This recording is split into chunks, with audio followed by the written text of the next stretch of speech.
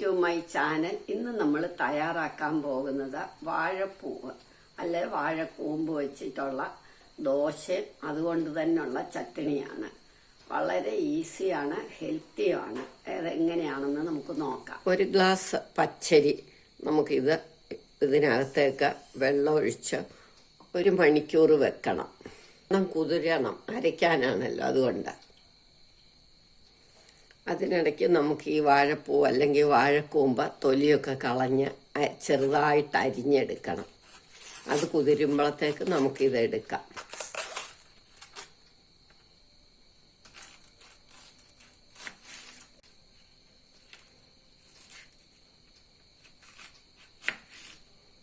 തോരൻ അരിയുന്ന മാതിരി അരിയണം.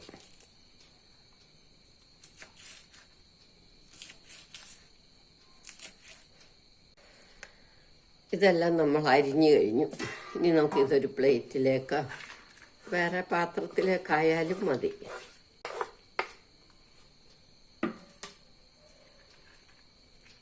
ഇപ്പം ഇതിന് കുറച്ച് കറയും നൂലും ഒക്കെ കാണും. ഇത് എണ്ണമയം ഒഴിച്ച് ഒന്ന് ഇതായിട്ട് ഇങ്ങനെ ഒന്ന് ഞെരടി വെക്കണം. 1 ടീസ്പൂൺ എണ്ണ മതി. ആ കറ പോവാന് നന്നായിട്ട് കൈകൊണ്ട് ഇളക്കണം. ഇതിപ്പം നമുക്ക് ഇത്രയും വേണ്ട ദോശയ്ക്ക്. 1 ഗ്ലാസ് അരിയല്ലേ ഉള്ളൂ. ബാക്കി നമുക്ക് ചട്നി അരയ്ക്കാം. ഇതൊരു 10 മിനിറ്റ് ഇങ്ങനെ ഇരിക്കട്ടെ.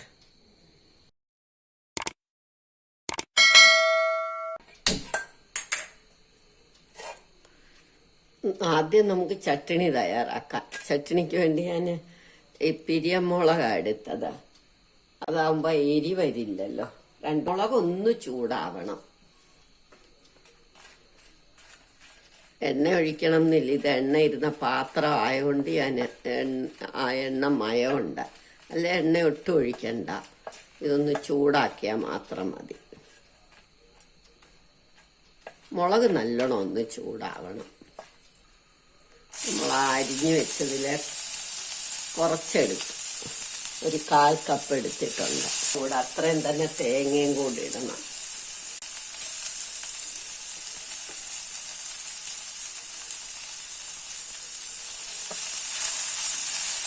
മതി. ഇനി നമുക്ക് സ്റ്റൗ ഓഫാക്കാം.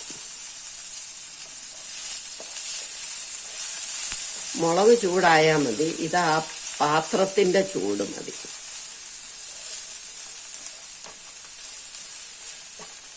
ഇനി ഇതിനകത്തേക്ക് 2 കറിവേപ്പില. പിന്നെ അരയ്ക്കാറാകുമ്പോൾ ഉപ്പ്, പുളിയോ തൈരോ ഏതെങ്കിലും ഒന്നൊഴിച്ചാൽ നല്ലതാ. ഇല്ല എങ്കിലും കുഴപ്പമില്ല. ഇതാറട്ടെ. അപ്പോഴത്തേക്ക് നമുക്ക് ദോശയ്ക്ക് അരയ്ക്കാം.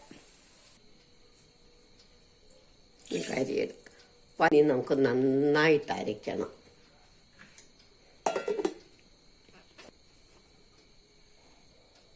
ഇത് നല്ല വെണ്ണ പോലെ അരഞ്ഞു കഴിഞ്ഞു. അപ്പം നമുക്ക് ഈ കൂമ്പിൻ്റെയും കൂടെ അങ്ങോട്ട് ഇടണം. കൂമ്പ് അല്ലെങ്കിൽ വാഴപ്പൂവ്.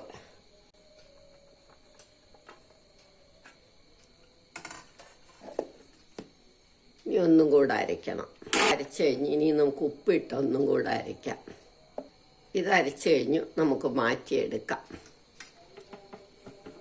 ഇനി നമ്മുടെ ചട്നിയും കൂടെ അരയ്ക്കാം.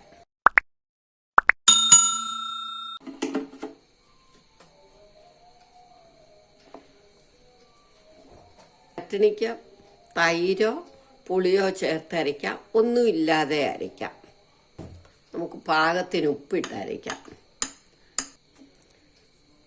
ദോശയ്ക്ക് പുളിയില്ലാത്തല്ലോ.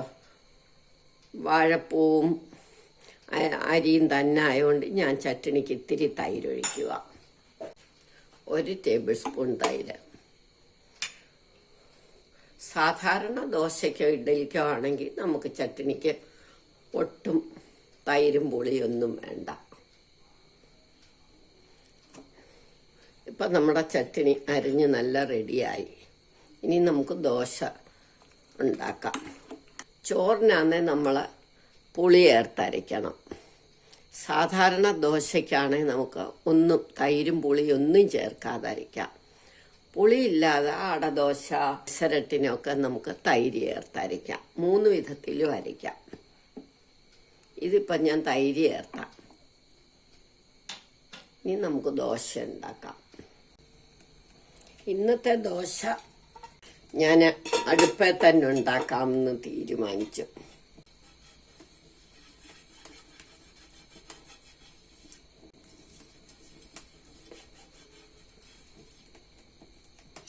സ്റ്റൗവേ വേണേലും ഉണ്ടാക്കാം. ഞാൻ അടുപ്പയിൽ ഉണ്ടാക്കുന്നെന്നുള്ളതേ ഉള്ളൂ. ചിലപ്പോൾ നമുക്ക് അങ്ങനെയും വേണ്ടേ.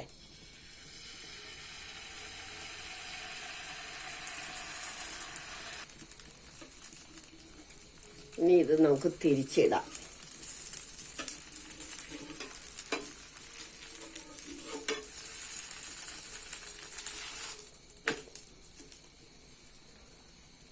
ഹെൽത്തി ആയിട്ടുള്ള ദോശയും ഹെൽത്തി ആയിട്ടുള്ള ചട്നിയുമാണ്.